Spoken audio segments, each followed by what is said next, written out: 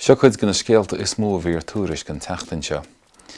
Tá an céitad an islú daltaí ón líon 2013 freistal ar scoilnaí lán ghailgeanais. Tá níos lú ná 5.9 go ghaltaí scoile a freistal ar na scoilnaí sin, agus nílach 5 chundaí sa tír in bhfuil duine as gach déanaar daltaí a fála goid oidechas trí ghailge. Tá an scéal ar fad ag pára go chéara. Tá sé molta ag feisirí orpacha go chuid na héireann, Sintíonaí Mhorchú agus Kathleen Funchen go dapóthaíonn deis le linn uachtaránach na héireann ar chóirle an Aontais orpaí deire a chuir leis an maolú ar an Ghaeilge in institiúdaí an Aontais. Tá molla eile déanta ag ní Mhorchú go bostóthaí go leor aiteangar Ghaeilge gon uachtaránacht. Sí an sconanár Louise Níonachta a bhí man peiste cainte le Helnaí Hay an teachtain seo.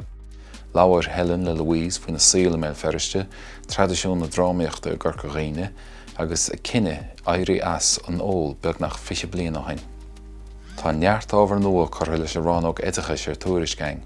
Tá an tábhar seo dírí ar ghaltaí meánscoile, go mór i siúd a bheith tuairt faoin threath hóiseach agus faoin áirteistim léana. Cuinnig í súil ar a ránóg be ábhar nua an chuile heachtain. Tá na scéalta sin agus tuile ar Tuairisc anois.